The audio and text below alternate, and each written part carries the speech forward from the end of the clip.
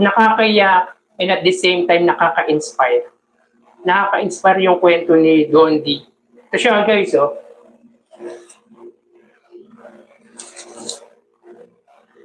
Siya yung bagong scholar ng 8 Bulaga ngayon.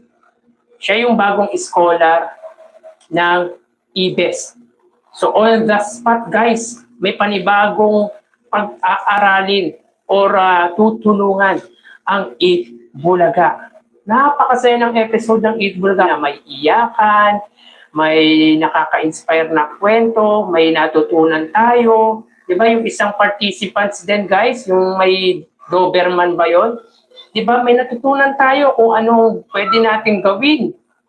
Diba? Kapag may aso tayong nakita na parang tinatahulan tayo or parang akmang kakagatin tayo, diba? Nakapagbigay siya ng learnings sa manunood ng 8 Bulaga. So ang 8 Bulaga, ang The Age is Right, yan po talaga yung essence niyan, hindi dahil lang sa age, dahil para malaman yung age mo.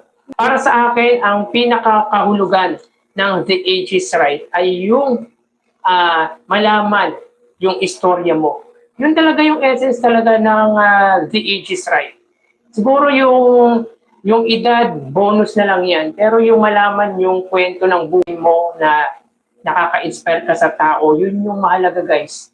Yun talaga yung essence ng ano. So anyway, yun nga, si Don D guys ay ulila na po sa pamilya. I mean, ulila na po sa magulang. Siya po ang nagtaguyod at nagpapaaral sa kanyang mga kapatid. Meron siyang 4, if I'm not mistaken, 4 silang magkakapatid or 5. At yung mga yon ay pinag-aaral niya. So talagang todo sakripisyo ang ginawa ni Don D. At siya po ay nag-aaral ng criminology.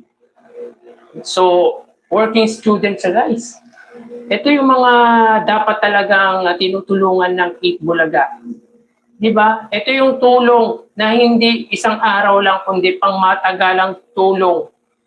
Diba? Kaya walang po pwedeng makatibag sa 8 Bulaga guys. Diba? Dahil sa magandang ginagawa nila sa manunood nila or sa mga taong nandiyan para sa kanila. Diba? Sipin mo, nagsakripisyo siya para maitaguyod niya yung kanyang mga kapatid. Ang ganda eh. Panoorin natin guys yung ilan sa mga... Maganda yung kwento niya guys. Sobrang natuwa tayo sa episode ng 8 Bulaga. At on the spot, scholar kagad guys. So ito talaga guys, napaka-positive kasi ni Don D sa buhay. Diba kahit marami siyang pinagdaanan ay stay pa rin, nananatili yung pagiging positibo niya sa buhay. Diba, nagsakripisyo siya. Hindi para sa sariling pangangailangan o interest lang guys, kundi isinama niya yung sacrifices na yun, yung mga kapatid niya. Pinag-aral niya, tinaguyod niya. Diba, alam niya yung mga ganitong tao guys, aasenso to, gaganda yung buhay. At dahil tutulungan na ng 8 Bulaga guys sa pag-aaral si Don D, for sure magiging mas successful pa ito sa buhay. Alam nyo guys, maraming successful na tao ang naging working student muna bago naging successful talaga sa buhay. Dahil alam na nila, na-experience na nila yung hirap. Kaya saludo tayo sa 8 Bulaga guys. Ito talaga yung mga taong dapat sinusuportan at tinutulungan ng programa ng Iconic Trio. At para sa akin ay deserve ni Don D ang makatanggap ng scholar mula sa 8 Bulaga. He really deserve to receive scholarship coming from 8 Bulaga. Buti na lang siguro will talaga ni God guys.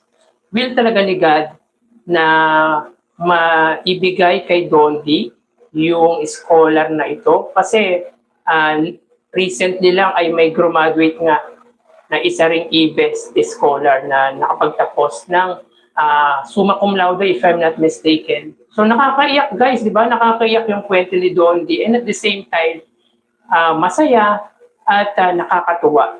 Nakakatuwa kasi na-inspire tayo sa kwento nito. At tulad ng sinabi po natin, ang age or yung edad guys ay word lang yan.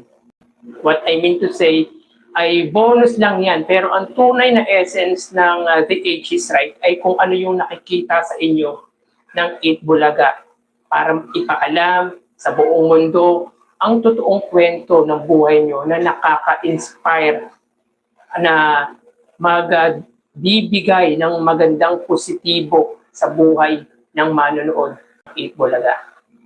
So saludo tayo sa Eat Bulaga guys. So anong masasabi nyo guys sa ating topic for today's episode? So malamang sa malamang marami ang naiyak, mga team studio. Marami ang naiyak sa team studio, even sa team online. Upon checking guys ay talagang nakakaiyak daw, nakaka-inspire daw. Which is totoo naman guys. Totoo naman na nakaka-inspire yung kwento ni Dondi. At para sa akin, deserve niya talaga ang mabigyan ng scholar, matulungan ng Eat Bulaga nang hindi man lang isang araw guys babakunin niya to habang buhay yung tulong na ibibigay sa kanya ng Eat Bulaga nang walang kapalit guys. Ang mahalaga or para lang sa Eat Bulaga ay mag-aral siya ng mabuti nang siya'y makatapos at lalo pa pong makatulong sa magkakapatid or sa kanyang mga kapatid.